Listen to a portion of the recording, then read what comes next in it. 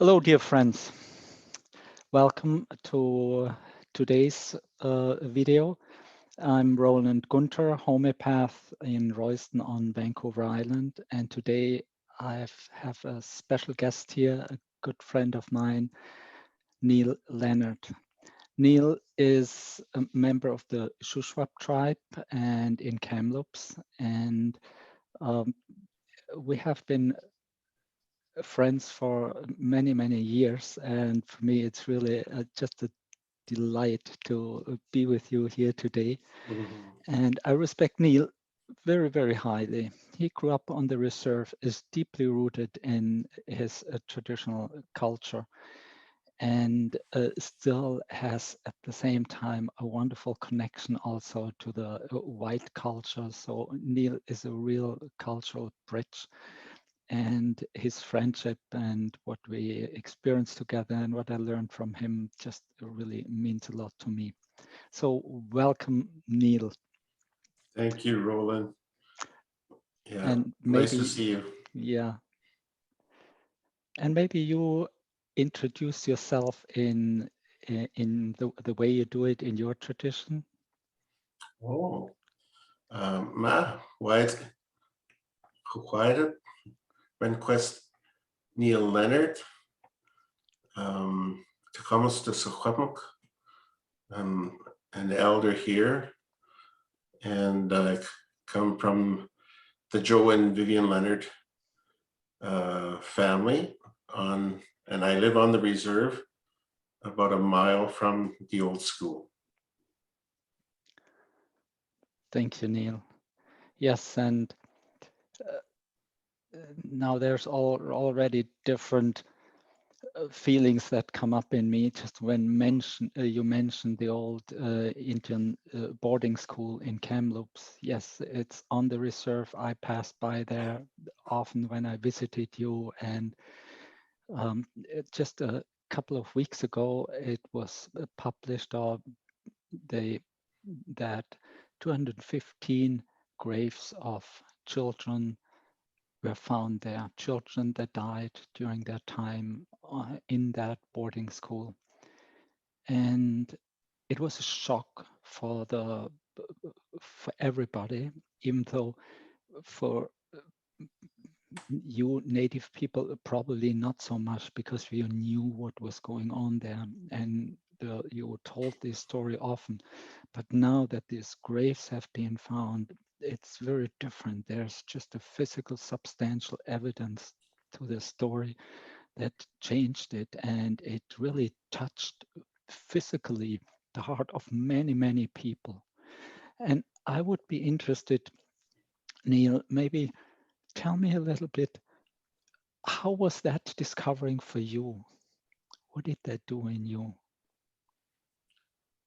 Well, I was home that night when we got the news. They dropped off a letter, um, and the news of the 215 unmarked graves were discovered with the ground penetrating radar. It was a shock, to us, and it was like we just got hit, like Mm. with the news. The magnitude of it was um, uh, just beyond words for us. We knew that there was deaths there, but I don't think that all the different generations and the age groups, had any idea of the number. It was, it stirred up a lot of things for a lot of people, and it was really triggering. It was really hard news to take. Yeah. Yeah. The proximity to that school, yeah, you're just about half a mile or a mile away. Yeah, that's really very close. And but also the closeness of your own family members. As far as I remember, and please correct me when I'm wrong, Neil, but from the stories that I heard from you, your dad was on that boarding school. Your sister was in that boarding school, yeah. And so also from your family, this was very, very close to the heart. Yeah? So I just can imagine. Can you tell us a little bit about that, or just? Well, on my dad's side of the family, probably the majority of our relatives, including my grandmother and grandfather, went there. My dad's mom and dad. So all my uncles, my cousins, my aunts, my great uncles, my great aunts, a good percentage of the reserve, we are connected. And so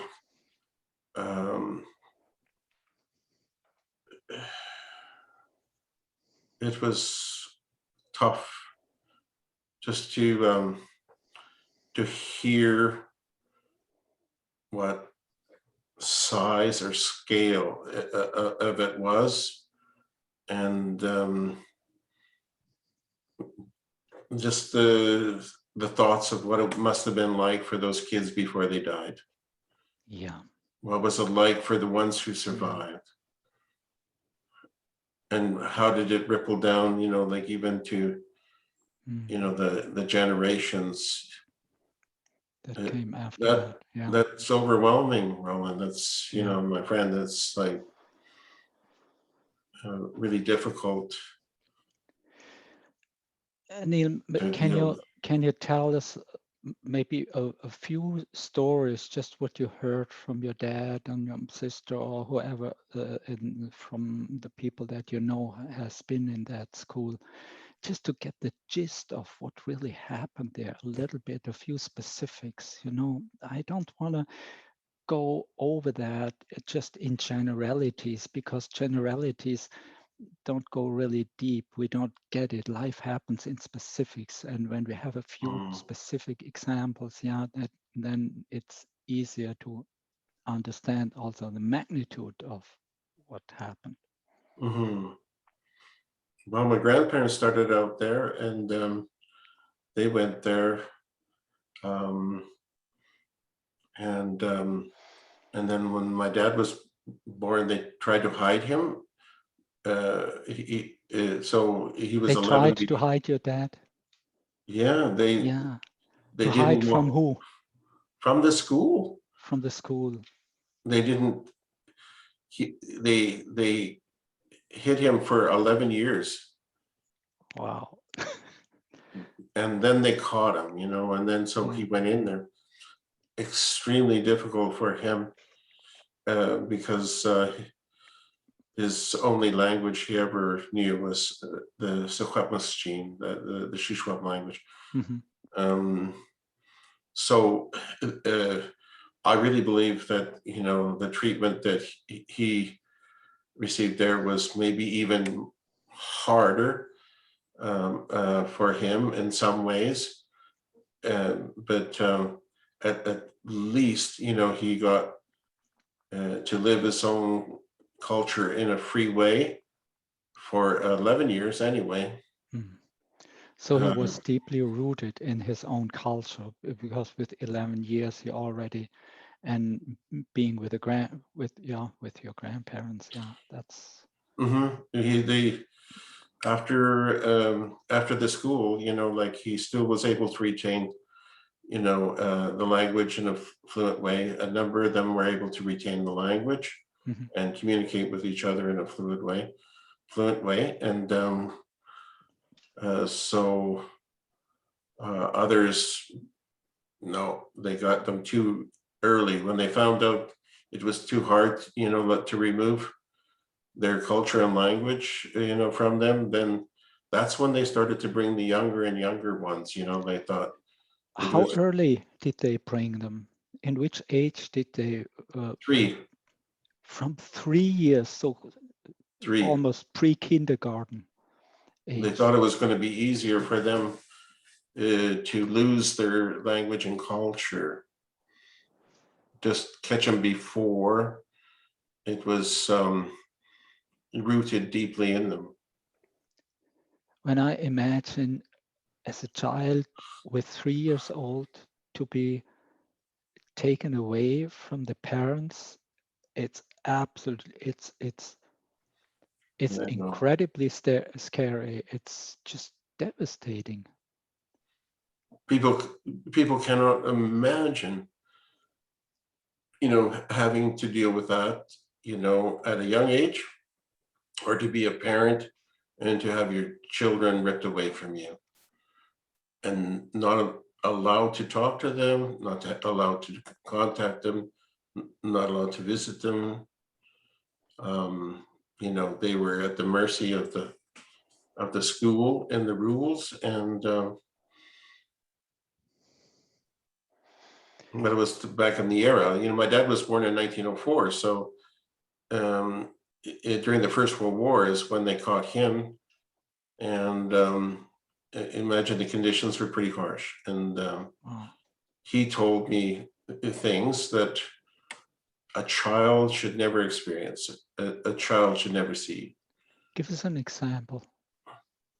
I know it's hard, but for me, it's really, we have also to accept the discomfort just to look at the truth, really, because It was the same here as they were for all the schools across Canada.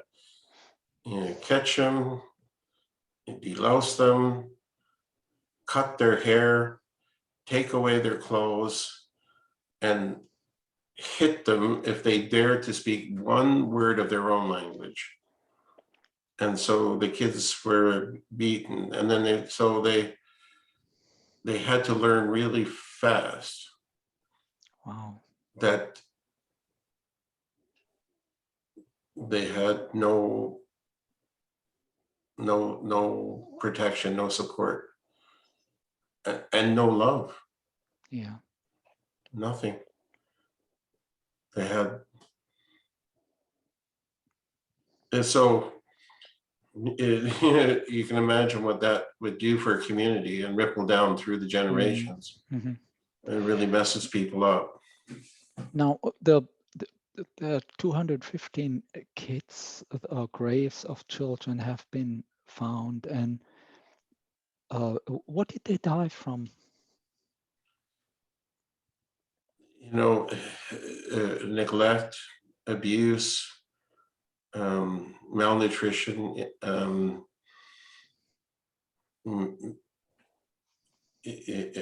They know.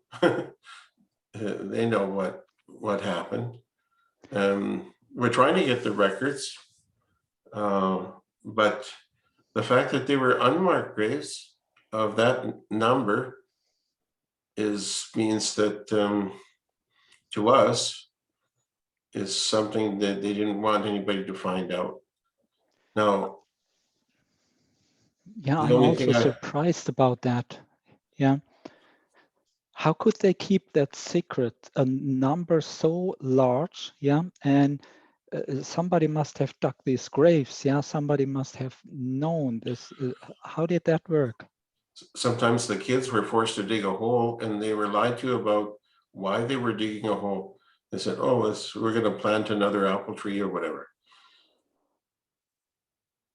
And the next day, the hole was filled, but there was no tree. Remember, they isolated the boys from the girls, and the boys were isolated from each other in 3 age groups. You were not allowed to communicate to any of the other groups. So they were isolated even from their own brothers and sisters in the school. How many students were in that school? Well, it was at the time the biggest residential school in what they call Canada now, but there would be hundreds. Even there would have been more than 300 or something like that from when it shut down in 1977. 77. There was still, 400 kids staying there. And could the kids maintain any connection to their parents, to their families? No, Roland. No. If Wow. they tried, they were sent away. If the Who was kids, sent away? The kids their or parents or the their parents? relatives, they were not allowed to visit them. When the parents came, They were sent away. they were sent away. They were not allowed even to see the kids. If the kids ran away, they were collected and brought back and beaten, or they died trying to escape. How? Oh, they died trying to escape. Mm. Yeah. How did they die there? On the The old school is not too far from the South Thompson River. So some of them little children would try to swim across the river. And that's some a of them were not. fast flowing river. That's a fast river. Well, for a little child, it would be if you were strong, healthy, person, it would still be a little bit of a swim to get to the other side. But some of them were willing to take the chance and swim. Get away. But most of them, they were caught, and the punishment for escaping was severe punishment in front of the whole school to set an example for running away. And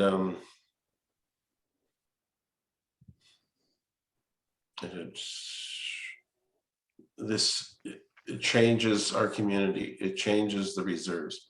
It changes the culture. It changes the tribes. It changes their past and changes their future. So how did it, tell us a little bit about that. How did the time in the boarding school affect, for example, your parent and your dad, yeah, and what were the ripple effects from there, also for the community, for your community?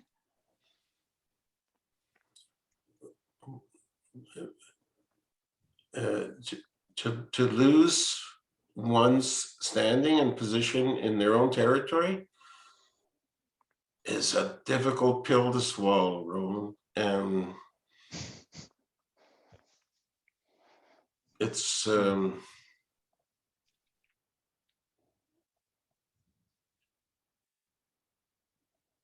some people never recover from something like that. Just the strong ones would, even in my generation, just the strong ones were able to maybe quit drinking, get some help, but most never got that kind of help that they really needed. Yeah, I remember you once, how was that? You once told me that you heard, I don't remember, was it your dad or another survivor of the boarding school, that the ones that died had it better, and sometimes the kids that survived were almost jealous of them. I wouldn't say better, but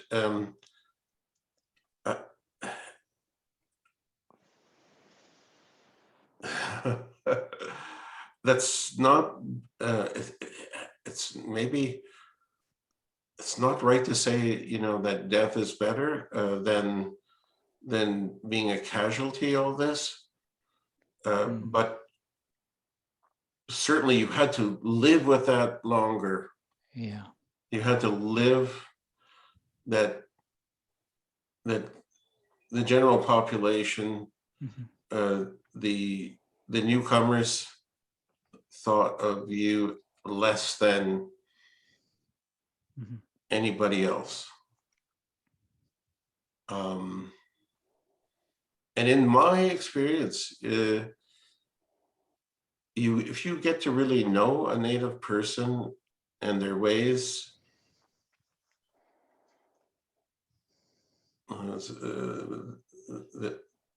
the old people were really nice people.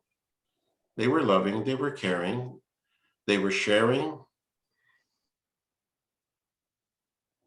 they helped each other, they laughed, they celebrated, they sang, they drummed, they told stories,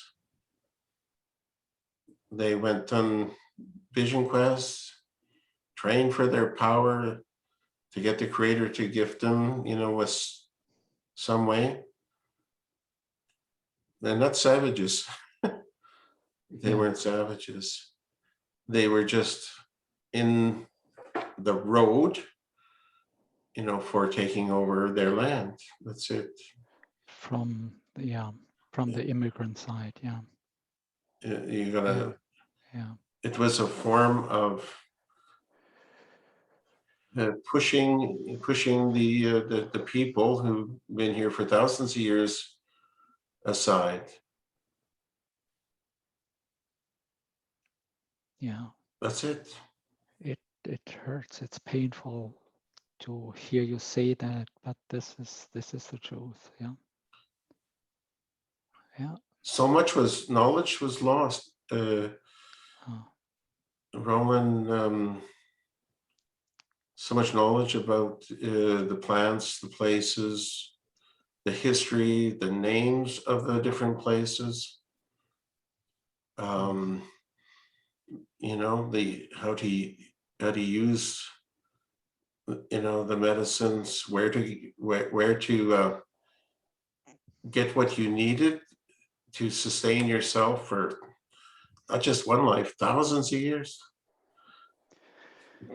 Yeah, that is just really chilling to be aware of what happened to the abundance that the land once had in the short time that we as immigrants have been here.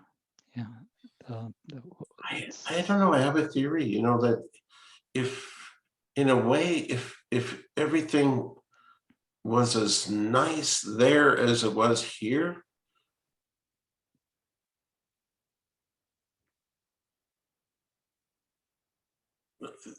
maybe they wouldn't have come. But they had a reason to come here, and that reason, was maybe they didn't like the system that they lived in. Maybe they didn't like, the hierarchies. Maybe they didn't have the freedom there. Yeah. But like to take what some of them did not like about their homelands, and then turn it around so that the casualties were the indigenous people here.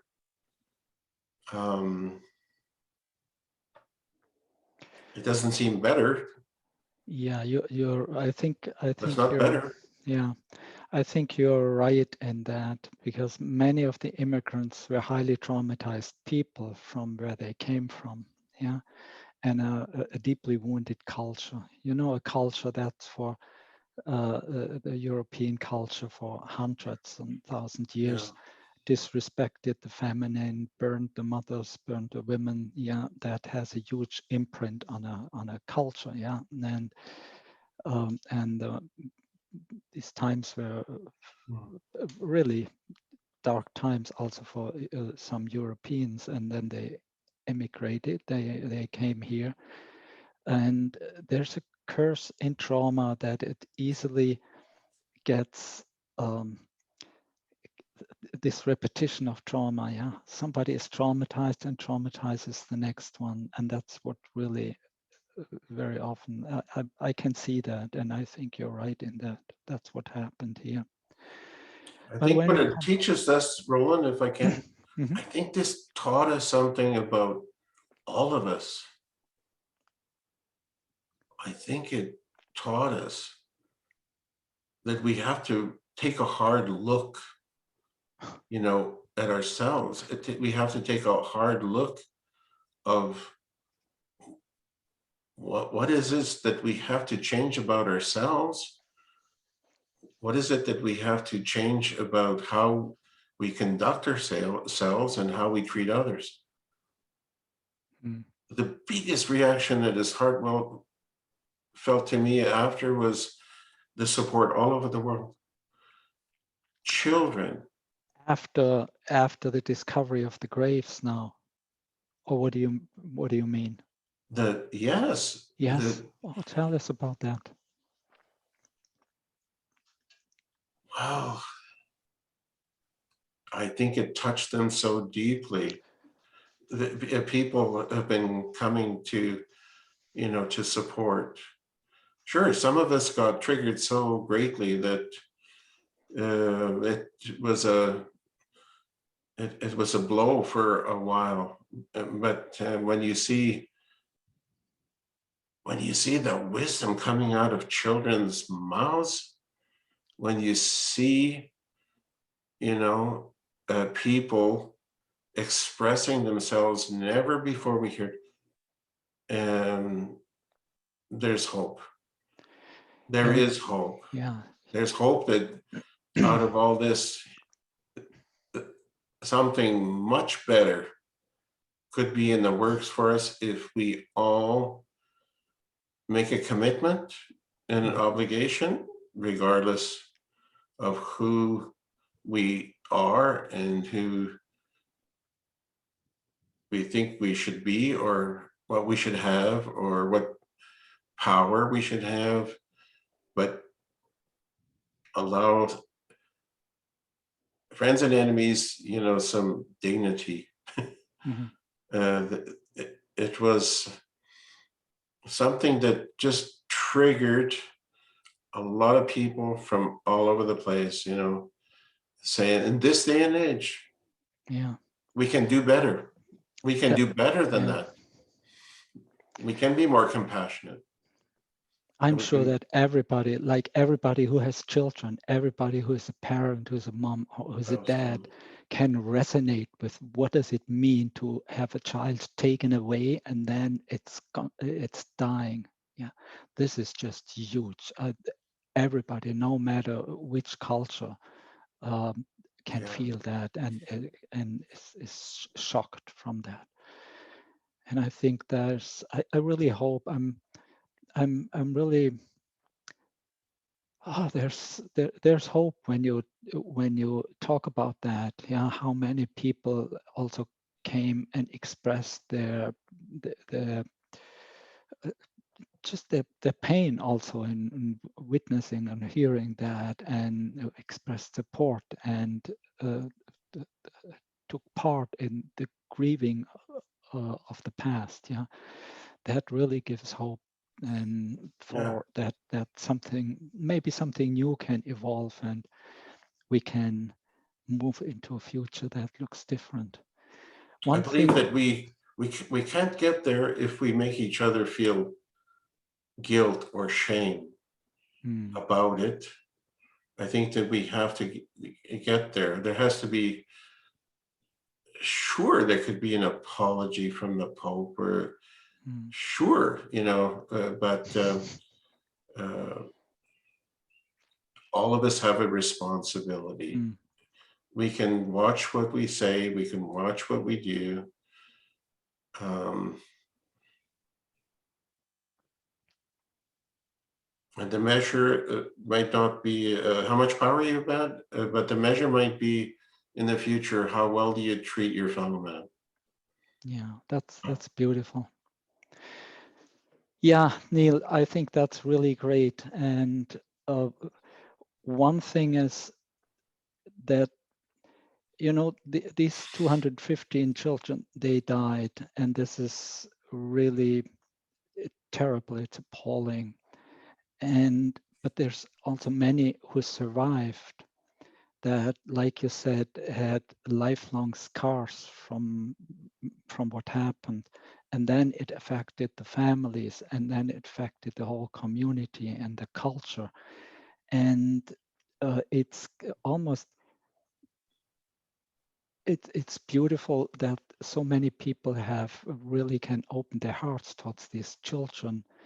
It might be a little bit harder to open the hearts towards the offsprings of the survivors, yeah, that are struggling with alcoholism, with drug abuse, with all kinds of uh, trauma symptoms that are going on. But it's when we have a heart for these children, then it's the people today also that we gotta that need our support Mhm. and healing. And maybe the whole discovery, when it can bring awareness to that and bring standing together also in holding that, and also allowing more resources to flow into that, and be able to also to restore the dignity. You said that once. It's the restoration of the dignity of the native people is a big issue, and I hope that this can contribute to that somehow. I think there's a good chance of that, my friend. Yeah, I think awesome. there's a good chance of that. Yeah. Is there still, before we close, yeah, is there still something you wanna just to complete it, that's important for you to say, or that should be said and that we did not touch upon? Well, I think my sister's kids live on the Spokane Reserve, and they're doing a 215-mile relay run, to raise awareness, to raise some money for the healing, to offer some healing for the people that have been traumatized. Remember this reconciliation, I don't know what this, like, truth, yes. Reconciliation, I think, Dr. Joseph said it best. It's not for Native people, it's for everybody. Yes. It's something that everybody should have, and that should be available, to anybody who's suffered, not just Native people. Yeah. So many people suffer in silence. So many with drugs and alcohol, and they're incarcerated in disproportionate numbers. Like in the correction centers. There's marginalized people who excluded from all kinds of you know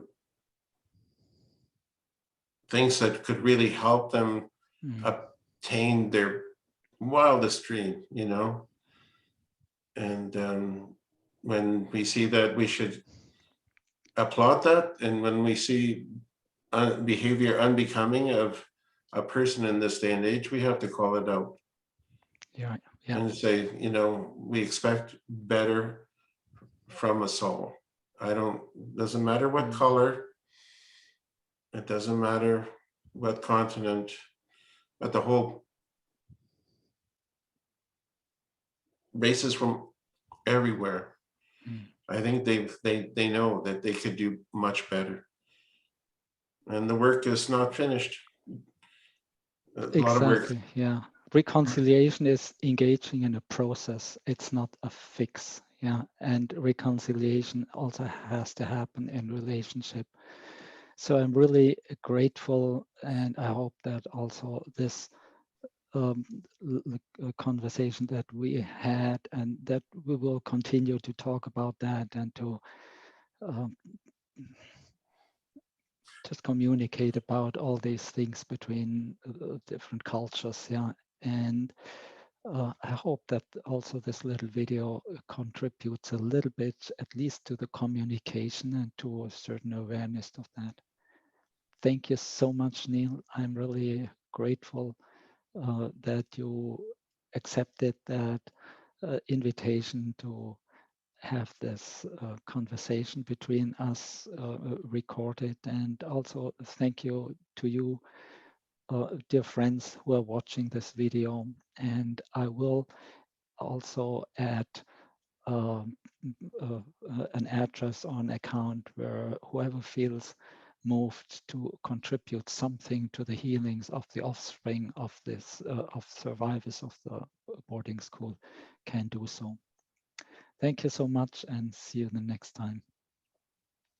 Much appreciated. Bye-bye.